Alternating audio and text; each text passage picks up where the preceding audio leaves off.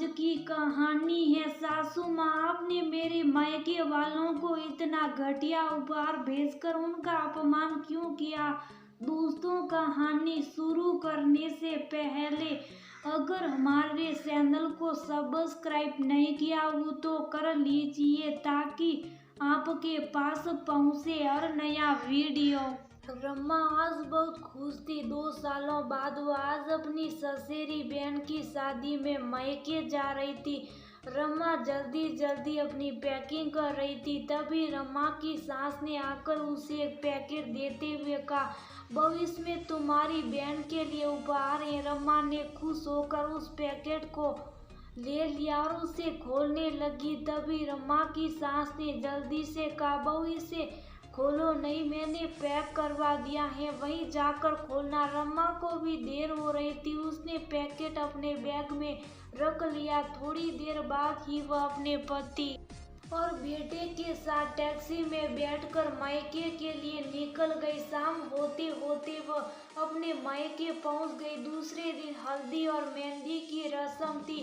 पूरा परिवार खुश था। रमा की खुशी का तो कोई ठिकाना ही नहीं था। आज वर्षों बाद उसके मायके में मंगल गीत गाए जा रहे थे। जब से उसके पापा की मौत हुई थी, मायके में कोई मंगल कार्य नहीं हुआ था। पापा की मौत के बाद माँ टूट सी गई थी, लेकिन उसके ताऊजी ने एक बड़े भाई की तरह रमा की माँ को मान सम्मान और अधिकार दिया। धीरे धीरे माँ का दुख कम होने लगा। रमा को भी ताऊजी ने कभी पिता की कमी महसूस नहीं होने दी। उसके ताऊजी ने उसके बच्चे के जन्म पर उसके ससुराल वालों को ढेरों उपहार दिए। विशेष कर उसकी सास को वह हमेशा रमा की सास को कांजीवरम साड़ी ही देते थे। हर तीज त्योहार पर उसकी साड़ी के साथ ताऊजी उसकी सास के लिए भी साड़ी भेजते थे। पिता की मौत के बाद भी रमा को कभी ऐसा नहीं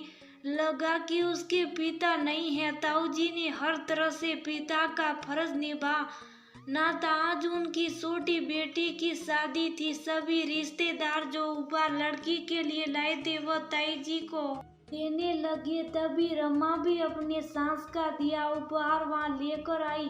सभी के लाए हुए उपहारों को रमा की बहन खोल खोल कर देख रही थी। तभी उसने रमा से कहा, दीदी आप मेरे लिए क्या लाई हैं, जरा मैं भी देखो। रमा उसे उपहार का पैकेट देती उससे पहले ही उसने रमा के हाथ से उपहार का पैकेट ले लिया और उसे खोलने लगी। जब बहन ने पैकेट खोला तो रमा उसमें रखी साड़ी देखकर सतबद्ध रह गई। उसमें तो एक साधारण सी साड़ी रखी हुई थी। रमा को अपनी आंखों पर विश्वास ही नहीं हो रहा था कि उसकी सास उसके ताऊजी की बेटी के लिए ऐसा उपहार देगी। उसके ससुराल में बहुएं अपने मायके में देने वाले उपहार खुद नहीं खरीद सकती थी।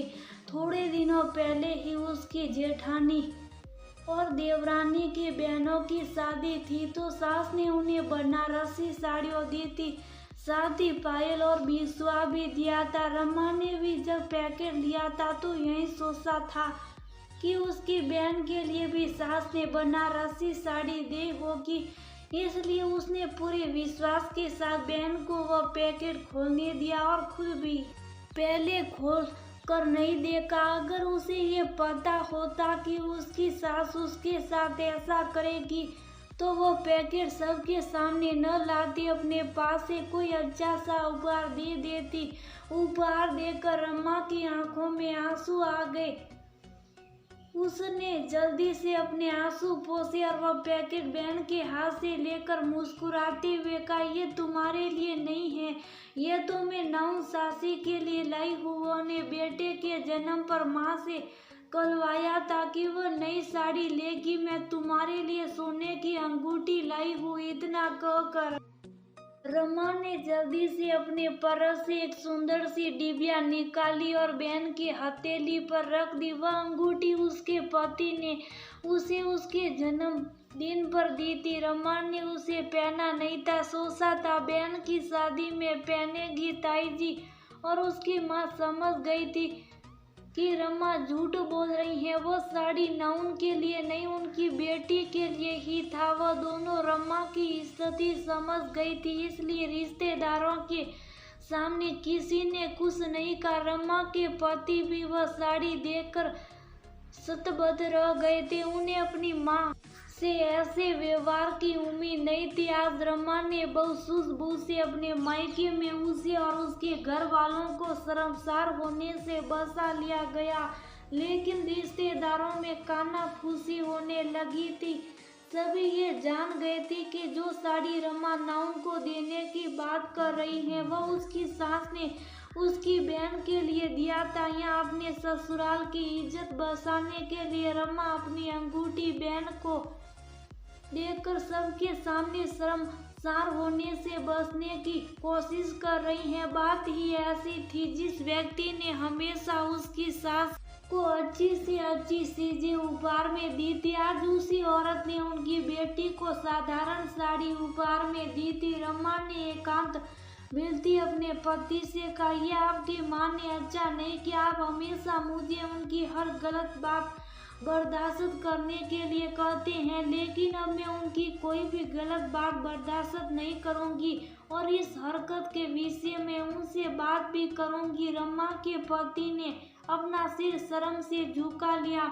बारात विदा होने के बाद जब रमा अपने ससुराल जाने लगी तो उसकी ताईजी ने उसे विदाई की साड़ी दी। एक और साड़ी उसकी सास के लिए दी। रमा ने इस बार सास की साड़ी नहीं ली, उसे ताईजी को देते हुए कहा, आपने मेरी सास को अब तक बहुत कुछ दिया है, अब मेरी बहन की सास को दीजिए। ताईजी सब समझ रही थी। वो ने सिर्फ इतना कहा, बिटिया सास से कुछ कहना नहीं, कुछ लोगों की सोच ही छोटी होती है। रमा ने ताईजी को कोई जवाब नहीं दिया, पर उसके मन में तो तूफान उठा हुआ था। वो उसे बहुत मुश्किल से दबाए हुए थी। अपने ससुराल पहुंचकर रमा ने पहली बार गुस्से में अपनी सास से कहा, माँ जी आपने मेरे मायके वालों को इतना घटिया उपहार भेजकर उनका अपमान क्यों किया, जबकि मेरे ताऊजी ने हमेशा आपको महंगा उपहार दिया है। तब रमा की सास ने जो जवाब दिया उसे सुनकर तो रमा और रमा के पति स्तब्ध रह गए। रमा की सास ने कहा, वह तुम्हारी सगी बहन तो थी नहीं, ताऊजी की बेटी थी, इसलिए ऐसा उपहार दिया था।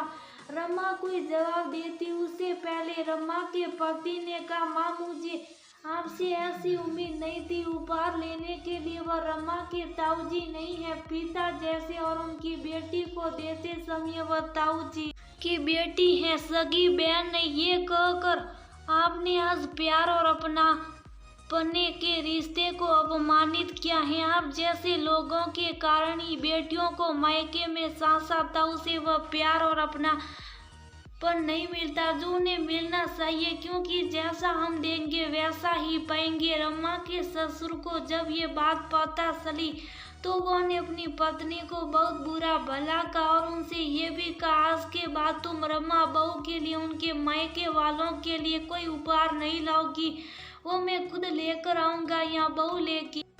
आज तुमने मुझे समधी जी और समधन जी के सामने शर्मसार कर दिया। तुम जैसी सासों के कारण आगे चलकर बहुएं अपनी नंदों के साथ ऐसा करके उन्हें अपमानित करती हैं। फिर वह रमा की ओर मुखातिब होकर बोले, बहू जब तुम्हारी बहन मायके आएगी तो उसे यहाँ बुला लेना। मैं उनके अपमान की भरपाई तो नहीं कर सकता, पर बिटिया को यहाँ से अपनी बेटी की तरह उपहार करके विदा करूंगा। अपने ससुर की बात सुनकर रमा के मन का मलाल कुछ कम हो गया और उसकी आंखों में खुशी के आंसू निकल पड़े। रमा की सास शर्म से अपना सर झुकाए खड़ी थी। आज बहू बेटे के सामने उन्हें अपनी ही छोटी सोच के कारण शर्मसार होना पड़ा था। उनको अपनी गलती का एहसास हुआ नहीं, ये तो रमा नहीं जान पाई, लेकिन अपने पति और ससुर की बातें सुनकर उसे इतना तो समझ आ गया कि अब आइंदा उसके साथ कुछ गलत नहीं